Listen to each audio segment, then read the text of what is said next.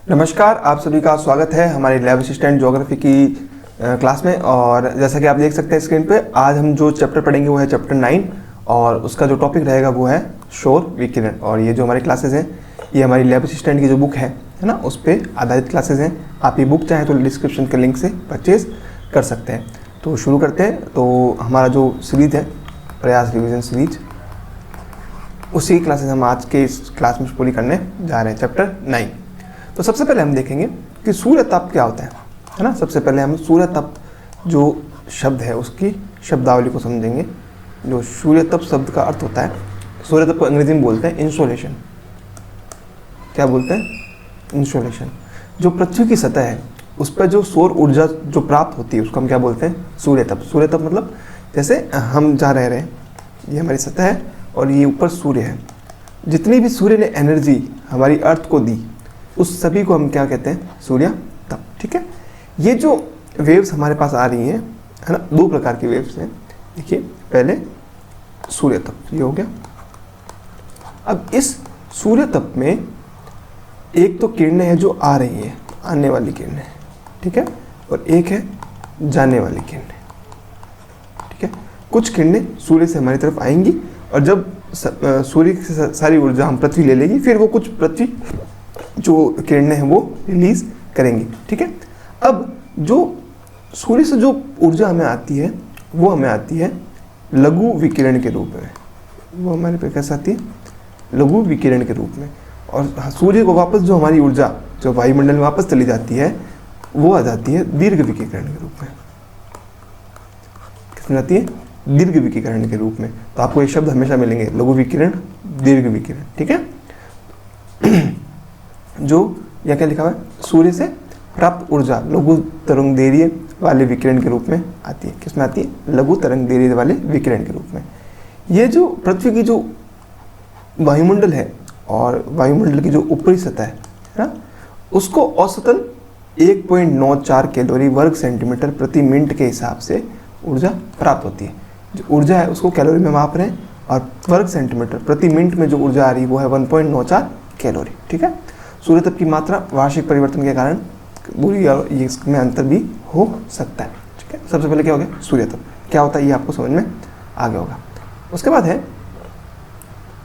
बाद है उपसौर और अपसौर। दो शब्दावली है। क्या है? उपसौर और अपसौर। ठीक है। उप और अप है ना। अप का मतलब होता है दूर, अप का मतलब होता है दूर, और उप का मतलब होता है पास। उप का मतलब क्या होता है? पास। ठीक है। तो अपसौर मतलब क्या हो गया? दूर। यानी अब सौर मतलब सूरज और अप मतलब दूर। जब सूर्य पृथ्वी के क्या है? सबसे ज़्यादा दूर है। ये दिन कौन सा होता है? 4 जुलाई को। तो 4 जुलाई को क्या होता है? सूर्य पृथ्वी से सबसे ज़्यादा दूर होता है। इस समय सूर्य और पृथ्वी की जो दूरी होती है वो होती है 15.2 करोड़ किलोमीटर। कितनी होती है? 15.2 करोड़ किलोमीटर। ठीक है। वहीं अब ये जो अब ये तो हो गया अपसौर। पृथ्वी सूर्य से सबसे ज़्यादा क्या है? दूर है। दूरी कितनी हो गई? 15.2 करोड़ किलोमीटर। वहीं दूसरी स्थिति आती है उपसौर। उपसौर का मतलब, उप का मतलब क्या हुआ? पास। यानी सूरज पृथ्वी के क्या है? सबसे ज़्यादा पास। और ये दिनांक होती है 3 जनवरी। क्या होती है? 3 जनवरी। इस समय पृथ्वी सूर्य के सबसे ज़्यादा निकट होती है और इस समय इन दोनों के बीच की दूरी जो होती है वो होती है 14.7 करोड़ किलोमीटर। ठीक है। उपसौर पर सूर्य ताप अधिक मिलता है ना। क्या होता है? उपसौर पर सूर्य ताप अधिक मिलता है, लेकिन अन्य भिन्नताएं होती हैं। जैसे जल पे जो होता है उस पर अलग प्रभाव पड़ता है, स्थल पर अलग प्रभाव पड़ता है, वायुमंडलीय परिसंचरण। इन सभी का कारण क्या होता है? जो सूर्य ताप की जो मात्रा है वो हमारे उपसौर और अपसौर में अलग अलग होनी चाहिए, लेकिन इन कारकों की वजह से क्या होता है कि जो प्रभाव होता है वो क्या होता है? बहुत नगण्य होता है। ठीक है। उसके बाद आता है सूर्य ताप में भिन्नता के कारण।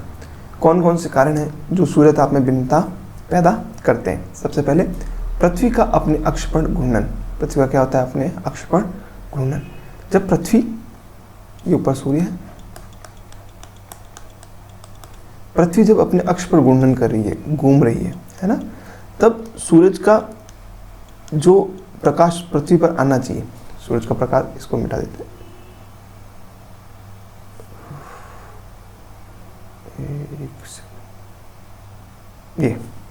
ये पृथ्वी है, ये है अर्थ। ठीक है। ये इसको बना लेते हैं सन, ये है सन और ये है अर्थ। अब जब सूर्य की किरणें यहाँ पे पड़ रही है, कहाँ पड़ रही है? अर्थ की सरफेस पे, लेकिन पृथ्वी अपने स्थान पर क्या कर रही है? घूर्णन कर रही है, यानी घूम रही है। तो पहले ये वाला हिस्सा सामने था, फिर पीछे वाला हिस्सा सामने होगा। इस हिसाब से जो किरणें मिलनी चाहिए एक स्थान पर ज़्यादा एनर्जी नहीं मिल पाती, अलग अलग ऊर्जा की मात्रा प्राप्त होती है। वहीं पे जो सूर्य किरणें हैं उनका आपतन कोण, एंगल ऑफ इंसिडेंस, वो क्या होता है?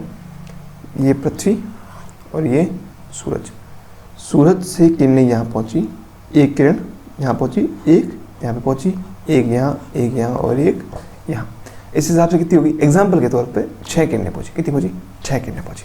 अब जो बीच वाली किरण है ना, 7 हो गई, 3 3 6 है ना, 6 7 जो भी है, एग्जाम्पल ले रहे हैं अपन। तो जो बीच वाली किरण है वो आप देखेंगे सबसे नज़दीक है, सूर्य के क्या है? सबसे नज़दीक। वहीं जैसे सूर्य के अगर ध्रुव पे अगर डाला जाए, यानी पृथ्वी के ध्रुव पे अगर सूर्य तक पहुँचती है तो वो जो किरण है उसको क्या है? वो क्या है? लंबी है, वो लंबी है। वही बीच वाली जो है वो क्या है? छोटी है। इसको क्या बोलते हैं? आपतन कोण। इसको क्या बोलते हैं? आपतन कोण। यानी कि पृथ्वी की जो यहाँ वाली सतह है वहाँ पे सीधी किरणें पहुँच रही है, वहीं जो दूसरी सतह है वहाँ पे क्या है? तिरछी किरणें पहुँच रही हैं। यानी सूर्य किरणों का जो आपतन कोण है, जो प्राप्त होने वाले जो कोण है, वो क्या है? अलग अलग है। इस वजह से क्या होती है? सूर्य तप में भिन्नता होती है। यहाँ पे ज़्यादा पहुँचेंगे और यहाँ पे कम। वही दिन की अवधि, अगर कहीं मान लीजिए 12 घंटे का दिन है और कहीं पर 8 घंटे का दिन है, तो जो जहाँ 12 घंटे का दिन होगा वहाँ पे सूर्य तप क्या होगा? ज़्यादा पहुँचेगा। वायुमंडल की पारदर्शिता, जो वायुमंडल है, जो एटमॉस्फेयर है, उस पर उसकी पारदर्शिता कैसी है? वहाँ पे धूल कण ज़्यादा तो नहीं है, वहाँ पे जल वाष्प ज़्यादा तो नहीं है। जल वाष्प और धूल कण क्या करेंगे? जो सूर्य तप को ज़्यादा अवशोषित कर लेंगे। अगर वो नहीं होंगे तो सूर्य तप को कम अवशोषित करेंगे। तो वो सारे फैक्टर्स भी इसमें इंपॉर्टेंट है। फिर है पाँचवा स्थलखंडों का वितरण। पाँचवा क्या है? स्थलखंडों का वितरण। जो स्थलखंड होते हैं वो क्या होते हैं? एक होता है लैंड और एक होता है सी, है ना, भूमि और सागर। तो जो भूमि है, भूमि की सतह पर जितना सूर्य का प्रकाश पहुंचता है, भूमि की सतह पर जितना सूर्य का प्रकाश पहुंच रहा है, वो जो होता है वो इससे जल्दी गर्म हो जाता है। इससे क्या हो जाता है? जल्दी गर्म। यानी जो स्थल वाला भाग है वो सूर्य तप से जल्दी गर्म हो जाता है और जल्दी क्या हो जाता है? ठंडा। वहीं जो समुद्र वाला भाग है वो जल्दी गर्म नहीं होता और जल्दी ठंडा भी नहीं होता। इस हिसाब से अगर कहीं पे लैंड पार्ट ज़्यादा है तो वो जल्दी गर्म हो जाएगा, कहीं पे सागरीय भाग ज़्यादा है तो वो कम गर्म होगा। तो वो भी फैक्टर्स इस पर प्रभाव डालते हैं। इंपॉर्टेंट है स्टार्टिंग वाले 3 फैक्टर्स। ठीक है, पृथ्वी का अक्षर कोण देख लिया हमने, सूर्य का आपतन कोण देख लिया और तिरछी किरणों का क्या हो गया? प्रभाव हमने देख लिया। फिर हमारा जो टॉपिक आता है, इसी टॉपिक में वो आता है सौर विकिरण का वायुमंडल से गुजरना। जब ये सौर विकिरण वायुमंडल से गुजरती है तो वायुमंडल लघु तरंग दैर्ध्य के लिए क्या है? पारदर्शी। मतलब अभी हमने देखी थी लघु तरंग दैर्ध्य, ये क्या होती है? आने वाली। ठीक है, और जाने वाली कौन सी हो गई? दीर्घ। जाने वाली कौन सी हो गई? दीर्घ। जो हमारा वायुमंडल है वो लघु जो तरंगें आती हैं उनके लिए क्या है? पारदर्शी। पारदर्शी मतलब वहां से किरणें आ सकती है, यानी इनकमिंग तो क्या है? फ्री है। इनकमिंग तो क्या है? फ्री है, यानी आ सकती है, पारदर्शी है। वहीं पे जो आउटगोइंग है ना, यानी जो तरंगें दीर्घ तरंगें बनकर फिर जाना चाहती हैं, फिर हमारा वायुमंडल उन तरंगों को जानने नहीं देता। तो आउटगोइंग में क्या हो गए? आउटगोइंग में क्या हो गए? पैसे ज़्यादा लग गए, है ना। रिचार्ज में ऐसे ही होता है आजकल।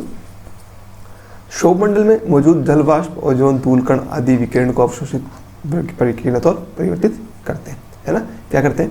सबसे पहले एक शब्द आता है प्रकीर्णन। मतलब जो वायुमंडल है उसमें छोटे छोटे प्रकाश को विभिन्न दिशाओं में फैलाने की प्रक्रिया क्या कहलाती है? विकिरण। यानी कि विकिरण की प्रक्रिया से छोटे छोटे जो कण होंगे वो प्रकाश को दूर तक फैला देते हैं। ठीक है, और ये प्रक्रिया आकाश के नीले रंग और सूर्योदय सूर्यास्त के समय सूर्य की लाल दिखने के लिए भी उत्तरदायी है। फिर आता है हमारा सूर्य तप का स्थानिक वितरण। जो हमारा सूर्य तप है उसका स्थानिक वितरण कैसा है? अब जो सूर्य है वो उष्ण कटिबंध वाला जो क्षेत्र है वहाँ पे 320 वॉट वर्ग किलोमीटर के हिसाब से क्या करता है? अपनी ऊर्जा प्रसारित करता है। वहीं ध्रुवों पर ये जो ऊर्जा है, सूर्य तप है, वो क्या हो जाता है? कम। तो एक फैक्टर में क्या मिल गया? जो इक्वेटर होंगे जो विषुवत रेखा होगी वहाँ पे सूर्य ताप क्या होगा, ज़्यादा। वहीं जो ध्रुव होंगे वहाँ पे सूर्य ताप क्या होगा, कम। ठीक है, विषुवत रेखा पर उष्णकटिबंध की अपेक्षा कम सूर्य ताप, ये एक फैक्ट इंपॉर्टेंट लिखा हुआ है। अभी हमने क्या कहा, इक्वेटर पर ज़्यादा सूर्य ताप होता है और ध्रुव की तरफ कम होता है, और इक्वेटर से ध्रुव की तरफ जब जैसे जैसे जाते हैं सूर्य ताप में क्या होती जाती है, कमी। लेकिन यहाँ पे एक फैक्ट लिखा है कि विषुवत रेखा पर उष्णकटिबंध की अपेक्षा कम सूर्य ताप होता है। क्यों? क्योंकि ये इक्वेटर है, इक्वेटर के बाद उष्णकटिबंधीय क्षेत्र आ गया, उसके बाद ध्रुव आते हैं। तो क्या होता है, यहाँ पे सूर्य ताप जो सूर्य की एनर्जी है वो आती तो ज़्यादा है, लेकिन फील यहाँ पे ज़्यादा होती है। उसका रीज़न क्या है, क्योंकि जो इक्वेटर पर जो मौसमी दशाएं हैं वहाँ पे अधिक बादल होते हैं, अधिक आर्द्रता होती है जो उस एनर्जी को ग्रहण कर लेते हैं। ठीक है, महाद्वीपीय भागों पर महासागरीय भागों की अपेक्षा अधिक सूर्य ताप। इसका रीज़न आपको पता ही है, क्योंकि लैंड पार्ट पे ज़्यादा जल्दी गर्म होता है और ज़्यादा जल्दी ठंडा होता है। शीत ऋतु में मध्य अक्षांशों पर कम विकिरण, ठीक है, मध्य और उच्च अक्षांशों पर कम विकिरण होता है शीत ऋतु में। उसके बाद एक टॉपिक आता है, वो है धवलता, उसको बोलते हैं एल्बिडो। एल्बिडो है ना, एल्बिडो क्या होती है कि ऐसी ऊर्जा या ऐसा विकिरण, ऐसी ऊर्जा या ऐसा विकिरण जो सूर्य से पृथ्वी की तरफ आया, सूर्य से कहाँ आया, पृथ्वी की तरफ आया, लेकिन पृथ्वी को बिना प्रभावित किए लौट गया, पृथ्वी को बिना प्रभावित किया क्या कर दिया, लौट गया, वापस लौट गया, उसको क्या बोलते हैं, एल्बिडो। उसको शब्द देते हैं धवलता, अंग्रेजी में बोलते हैं एल्बिडो या धवलता, हिंदी में धवलता। किसी वस्तु की सतह पर पहुंचने वाले विकिरण का जितने भाग वापस परावर्तन हो जाता है उसे क्या बोलते हैं, एल्बिडो। और जब लौटता है तो बिना इम्पैक्ट के लौटता है, कैसे लौटता है, बिना इम्पैक्ट के लौटता है। जैसे एक मैच में बैट्समैन क्रिकेट खेल रहा है ना, एक मैच में एक बैट्समैन उतरा, ठीक है, पहली बॉल पे ही बिना इम्पैक्ट के बोल्ड हो गया, आउट हो गया, तो उसने क्या किया, उस मैच पे अपना कोई इम्पैक्ट नहीं डाला। वैसे ही एल्बिडो जो होता है वो क्लीन बोल्ड हो जाता है, वो मात्रा जो डायरेक्ट अपने कहाँ लौट गई, वापस वायुमंडल की तरफ लौट गई। और जो पृथ्वी का जो औसत एल्बिडो है वो क्या है, 35। औसत एल्बिडो क्या है, 35। इसको 100 यूनिट में नापते हैं। 100 यूनिट में कितनी यूनिट वापस लौट जाती है, 35, और इसका परसेंटेज निकालेंगे तो 35%। तो जो सबसे ज़्यादा एल्बिडो है, जो सबसे ज़्यादा एल्बिडो है वो है ताज़ा हिम का। अगर ताज़ा हिम है, कोई नई नई हिम है, उस पर अगर सूर्य की एनर्जी पड़ती है तो वो 80 to 90% क्या चली जाती है, एल्बिडो के रूप में चली जाती है। स्थायी हिम है तो 50 से 60% एल्बिडो हो जाता है। अगर कोई बादल गहरा है ना, घना बादल है, गहरा है, तो 70 से 80%। हल्के बादल है तो 25 से 50%। मरुस्थल में 25 से 30%। रेत पर 20 से 30%। घास पे 15 से 35%। ठीक है, और जल पे जो होता है वो सबसे कम एल्बिडो होता है। सबसे जल कहाँ कम होता है, जल पे। सबसे ज़्यादा कहाँ होता है, ताज़ा हिम पे। ठीक है, तो ये 2 फैक्ट आपको याद रखना है, एग्जाम इंपॉर्टेंट है, एग्जाम में पूछे जा सकते हैं। ठीक है, अब वायुमंडल को गर्म करने और ठंडे होने की जो प्रक्रिया है उसको हम 4 प्रक्रियाओं में देखते हैं, है ना। ऐसे मुख्यतः 3 प्रक्रियाएं हैं, ठीक है, उनको हम 4 भी कर लेते हैं, कभी कभी हम उसको पढ़ते हैं वैसे ही। तो वायुमंडल के गर्म होने और ठंडा होने की जो प्रक्रियाएं हैं, सबसे पहले ये चालन। चालन क्या होती है, ये हमने जब आपने स्थल रूप पढ़ रहे थे तब भी ये टर्मिनोलॉजी आई थी, वहाँ भी हमने आपको एक्सप्लेन किया था। चालन होता है संपर्क में आने वाले 2 पिंड, उनके बीच का ताप का संतरण। जैसे एक धूलकण है, दूसरा धूलकण है, दोनों में ऊर्जा है, तो अगर वो आपस में ही ऊर्जा का स्थानांतरण कर रहे हैं तो उसको क्या बोलेंगे, चालन। 2 संपर्क में आने वाले पिंडों के बीच ताप का संचरण। इसमें धरातल कहीं नहीं है ना, इसमें वायुमंडल भी कहीं नहीं है। इसका मतलब ये आपस में ही क्या कर रहे हैं, क्रिया कर रहे हैं। ठीक है, केवल वायुमंडल की निचली परतों में। फिर आता है संवहन। संवहन क्या होता है, किसी भी गर्म चीज़ का ऊपर की ओर उठना, किसी भी गर्म चीज़ का ऊपर की ओर उठना। जैसे गर्म वायु लंबवत होकर कहाँ उठती है, ऊपर उठती है, और ऊपर वाले सतह को क्या कर दिया, गर्म कर दिया।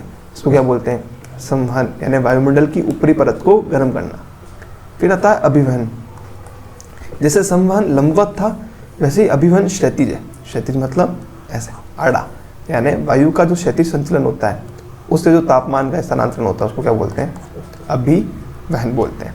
ठीक है, इसका सबसे बड़ा एग्जाम्पल है जो हमारे गर्मियों में लू चलती है राजस्थान में, उसको क्या बोलते हैं, लू।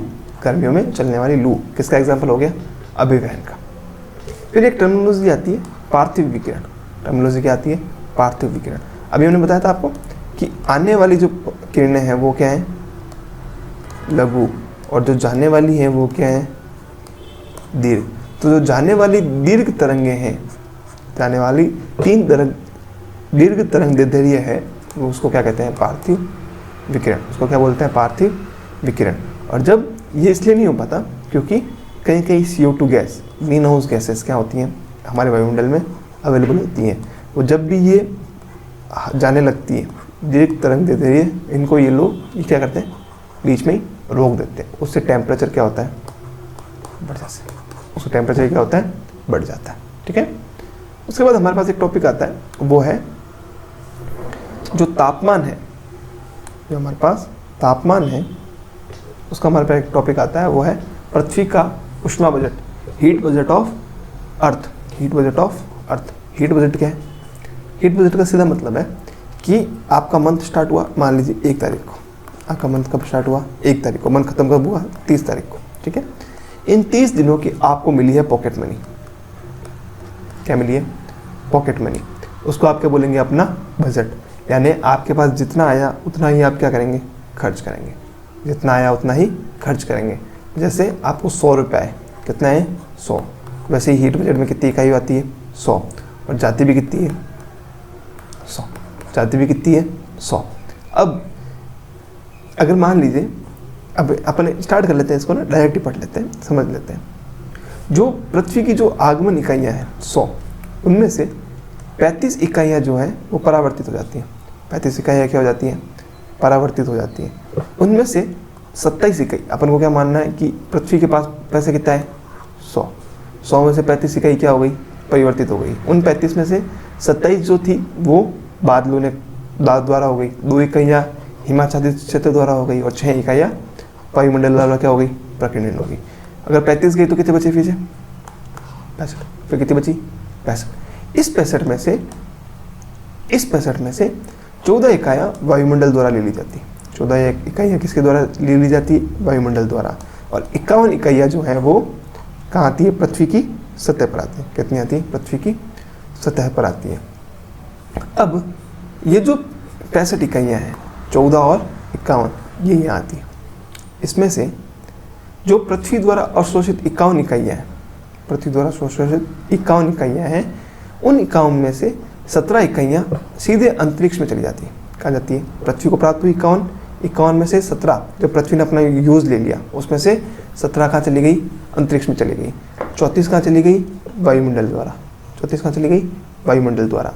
इस 34 में से 6 वायुमंडल द्वारा सीधे ले ली जाती हैं, 9 इकाइयाँ संवहन द्वारा ले ली जाती हैं, और 19 इकाइयाँ जो है वो संघनन की गुप्त ऊष्मा के रूप में चली जाती है। ठीक है। फिर अब वायुमंडल द्वारा अवशोषित कितनी हो गई? वायुमंडल द्वारा अवशोषित कितनी हो गई? देखिए, इसमें से इस 51 में से 34 यहाँ पे, ये वाली 34, और ये जो 14 थी जो वायुमंडल द्वारा डायरेक्ट ली गई, तो 34 और 14 कितनी हो गई? 48। तो ये क्या हो गई? 48 वायुमंडल द्वारा अवशोषित इकाइयाँ। ठीक है। इस प्रकार से कुल निर्गमन कितना हो गया? 48 और 17 कितना हो गया? टोटल 65% जो है जो वापस जाएगी। इससे क्या बना हमारा? ऊष्मा संतुलन, हीट बजट। अब हमारे पास टॉपिक है, वो है तापमान को प्रभावित करने वाले कारक। कौन कौन से फैक्टर्स हैं? कौन कौन से फैक्टर्स हैं जो तापमान को प्रभावित करते हैं? कौन कौन से फैक्टर्स जो तापमान को प्रभावित करते हैं? पहला है अक्षांश। पहला कौन सा है? अक्षांश। जो अक्षांश होते हैं वो क्या होते हैं? आरडी रेखाएं, ये क्या होती हैं? अक्षांश। जब इन अक्षांशों पर सूर्यताप पड़ता है, जो निम्न अक्षांश होते हैं, जो 0 डिग्री अक्षांश है, वहाँ पे सूर्यताप क्या होगा? अधिक प्राप्त होगा। वहीं जो उच्च अक्षांश है, जो 90 डिग्री के आसपास है, जहाँ पे ठंडा क्षेत्र है, वहाँ पे सूर्यताप क्या होता है? कम प्राप्त होता है। अगर ज़्यादा सूर्यताप है तो तापमान कैसा होगा? ज़्यादा। और कम सूर्यताप है तो तापमान कैसा होगा? कम। दूसरा है ऊंचाई। दूसरा क्या है? ऊंचाई। हम सतह के जितना नज़दीक होंगे, सतह के जितना नज़दीक होंगे उतना ही क्या होगा? गर्म होगा। क्यों? क्योंकि ऊंचाई के साथ तापमान क्या हो रहा है? कम हो रहा है। अब ये तापमान कम कितनी रेट में होता है? प्रति 165 मीटर पर 1 डिग्री सेल्सियस क्या हो जाता है? कम। यह इसको क्या कह सकते हैं? प्रति 1000 मीटर की ऊंचाई पर 6.5 डिग्री सेल्सियस क्या हो जाता है, कम हो जाता है। प्रति 1000 मीटर की ऊंचाई पर 6.5 डिग्री सेल्सियस तापमान क्या हो जाता है, कम हो जाता है। ऊंचाई के आधार पर क्या होता है, तापमान परिवर्तन होता है। समुद्र से दूरी, क्यों, समुद्र धीरे ठंडा होता है तो धीरे गर्म होता है, तो क्या होता है, तापमान नॉर्मल है। वहीं अगर स्थल पार्ट है तो जल्दी गर्म होगा, जल्दी ठंडा होगा, तो ये भी तापमान को क्या करता है, प्रभावित करता है। वहीं पे कुछ वायु राशियाँ हैं, है ना। वायु राशि क्या होती है ना, वायु का एक विशाल पूर्ण या महासागरीय धाराएं, महासागरों में चलने वाली धाराएं। अगर गर्म वायु राशि है तो तापमान क्या करेगी, ऑटोमेटिकली बढ़ाएगी। ठंडी वायु राशि है तो तापमान कम कर देगी। वहीं पे अगर गर्म महासागरीय धारा है तो तापमान को गर्म कर देगी, ठंडी महासागरीय धारा है तो तापमान को कम कर देगी। और इसके अलावा कुछ स्थानीय फैक्टर्स भी होते हैं, जैसे वहाँ की भू-आकृति, वनस्पति, शहरीकरण, ये भी फैक्टर्स उसमें शामिल होते हैं। अब इसके बाद जो हमारा अगला टॉपिक है वो है समताप रेखाएं। उसके अलावा जो हमारा टॉपिक है वो क्या है, समताप रेखाएं। अंग्रेजी में समताप रेखाओं को बोलते हैं आइसोथर्म्स। आइसोथर्म का जो शाब्दिक अर्थ होता है वो होता है समान तापमान वाले स्थानों को मिलाने वाली रेखाएं। यानी कि कहीं पे 16 डिग्री सेल्सियस है और किसी दूसरे स्थान पर 16 डिग्री सेल्सियस है, उन दोनों स्थान को अगर कोई रेखा मिलाएगी तो उस रेखा कौन सी होगी, समताप रेखाएं। इन समताप रेखाओं के कारण क्या होता है, समताप रेखाओं के कारण जो मौसमी संचरण को हम देख सकते हैं। अब जनवरी जो महीना होता है, इसलिए इतना इसको एक सेकंड के लिए हम छोड़ भी सकते हैं, इतना इंपॉर्टेंट नहीं, केवल आपको इतना याद रखना है कि जो समताप रेखाएं होती हैं वो क्या होती है, इसको हम छोड़ सकते हैं। ठीक है, फिर हमारा अगला टॉपिक आ जाता है तापमान व्युत्क्रमण। अगला टॉपिक आ जाता है तापमान व्युत्क्रमण। हमने जब वायुमंडल की क्लास देखी थी तब हमने क्या देखा था, तापमान व्युत्क्रमण को समझा था। यानी ऊंचाई बढ़ने के साथ जब तापमान क्या हो जाए, बढ़ने लग जाए, ऊंचाई बढ़ने के साथ जब तापमान बढ़ने लग जाए, तापमान ऊंचाई के साथ घटता है तो उसको सामान्य ह्रास दर बोलते हैं। तापमान जब ऊंचाई के साथ बढ़ता है उसको क्या बोलते हैं, तापमान व्युत्क्रमण। और ये जो व्युत्क्रमण है ये 3 प्रकार से होता है। तो व्युत्क्रमण कितने प्रकार से होता है, 3 प्रकार से होता है। कौन कौन सा, पहला होता है विकिरणीय व्युत्क्रमण। पहला क्या है, विकिरणीय व्युत्क्रमण। इसके लिए क्या है कि सामान्य जब विकिरण होगा, विकिरण क्या होता है, सौर विकिरण, है ना, अपने पास ऊर्जा आई और अपन ने वापस ऊर्जा भेज दी। तो जब लंबी रात होती है तब क्या होता है, देखिए नॉर्मल स्थिति में क्या होता है, यहाँ पे ये सतह है, यहाँ पे ये वायुमंडल है। नॉर्मल समय में क्या होगा, यहाँ से ऊर्जा जाएगी, है ना, ऊर्जा जाएगी तो नीचे गर्मी और ऊपर ठंड, ये सामान्य दशा होती है। लेकिन कभी कभी क्या होता है कि जब यहाँ पे एक परत बन जाती है, उस परत का निर्माण कैसे होता है, उस दशाओं का निर्माण कैसा होता है, उस दशाओं का निर्माण ऐसे होता है कि जब लंबी रात हो, जब क्या यहाँ पे अपन है और रात क्या है, लंबी। जब लंबी रात होती है उस समय अगर शांत वायु हो और आकाश कैसा हो, साफ हो, शांत वायु हो और आकाश कैसा हो, साफ हो, तो जो ऊष्मा रात में विकिरित होती है वो ऊपरी वायुमंडल से क्या हो जाएगी, अधिक ठंडी। लंबी रात है यानी ऊपर क्या हो गया, ऊपर क्या है, ठंड। लंबी रात है मतलब ऊपर क्या है, ठंड। इस ठंड से ज़्यादा ठंड नीचे हो जाए, इस ठंड से, ये देखिए दिन में प्राप्त ऊष्मा रात में विकिरित होती है, भूपृष्ठीय ऊपरी भाग से अधिक ठंडा। जो भूपृष्ठ वाला भाग है वो ऊपरी वायु से क्या हो जाए, ज़्यादा ठंडा। ये ठंडा है, नीचे वाला क्या है, ज़्यादा ठंडा। नीचे वाला क्या है, ज़्यादा ठंडा, है ना। इस अवस्था में क्या बनता है, कोहरा बनता है। नीचे क्या बनता है, कोहरा बनता है। और इसी से क्या होता है, तापमान का व्युत्क्रमण होता है। ऊंचाई बढ़ने के साथ जब यहाँ पे ज़्यादा ठंडा है और यहाँ पे क्या है, कम ठंडा। ठीक है, तो ये उल्टी दशा हो गई। यहाँ पे टेम्परेचर क्या है, कम है, और यहाँ पे टेम्परेचर ज़्यादा है। तो ऊंचाई बढ़ने के साथ तापमान क्या हो रहा है, बढ़ रहा है। ठीक है, दूसरा होता है अभिवर्णीय या पर्वतीय। यही दशा जब पर्वतीय क्षेत्र में होती है, वायु का अफवाह उसी क्षेत्र में होता है, तो उसको क्या बोलते हैं, अभिवर्णीय। और जब ये दशा ध्रुवीय क्षेत्रों में होती है तो उसको क्या बोलते हैं, ध्रुवीय व्युत्क्रमण। ठीक है, अभिवर्णीय पहाड़ी क्षेत्रों में जब ये होती है तो ये गुरुत्वाकर्षण बल के कारण ऊपर नीचे इनका वायु का प्रवाह हो जाता है। इसके बाद हम 1-2 इंपॉर्टेंट फैक्ट्स जो बच गए वो हैं स्टीफन्स लॉ। एक नियम है स्टीफन्स लॉ, ये कहता है कि जो वस्तु जितनी अधिक गर्म होगी उसकी ऊर्जा विकिरित करने, जो अगर कोई चीज़ गर्म ज़्यादा है, गर्म क्या है, ज़्यादा, तो ऊर्जा भी क्या करेगी, वो ज़्यादा विकिरित करेगी और उसकी जो तरंग दैर्ध्य हो जाएगी, वेवलेंथ हो जाएगी, वो क्या हो जाएगी, कम। उसकी वेवलेंथ क्या होगी, कम। इसको क्या बोलते हैं, स्टीफन्स लॉ। फिर आता है विशिष्ट ऊर्जा। विशिष्ट ऊर्जा होती है 1 ग्राम पदार्थ का तापमान 1 डिग्री सेल्सियस बढ़ाने के लिए। 1 डिग्री सेल्सियस टेम्परेचर अगर बढ़ाना है, 1 डिग्री सेल्सियस टेम्परेचर क्या करना है, बढ़ाना है, उसके लिए जितनी हीट नीचे से लगेगी, जितनी हीट लगेगी उसको क्या बोलेंगे, विशिष्ट ऊर्जा, ऊष्मा या स्पेसिफिक हीट। ठीक है। फिर है सौर्य स्थिरांक। पृथ्वी की सतह पर प्रति सेकंड इकाई क्षेत्र में पड़ने वाली सौर्य विकिरण, यानी एक निश्चित क्षेत्र में, पृथ्वी के प्रति इकाई क्षेत्र में, ये क्या हो गया, प्रति इकाई क्षेत्र, और प्रति सेकंड, पर सेकंड जितनी ऊष्मा आ रही है उसको बोलते हैं सौर्य स्थिरांक, और इसका मान होता है 2 कैलोरी पर मिनट सेंटीमीटर स्क्वायर क्षेत्र, है ना। प्रति इकाई क्षेत्र में 1 मिनट में 2 कैलोरी आती है। ठीक है। फिर है प्रकाश की गति लिखी हुई है ना, प्रकाश की गति लिखी हुई है। तो प्रकाश की गति कितनी है, प्रकाश की गति है 8 मिनट 20 सेकंड में हमारे जो सूर्य के जो किरणें हैं वो पृथ्वी पर पहुंच जाती है। कितना टाइम लगता है उनमें, 8 मिनट और 20 सेकंड। ठीक है। तो इसी के साथ हमारा क्या होता है, चैप्टर खत्म। इसी के साथ हमारा जो 9th चैप्टर है वो क्या होता है, खत्म। ठीक है। तो हम मिलते हैं लैब असिस्टेंट की अगली क्लास में, उसमें हम 10th चैप्टर शुरू करेंगे।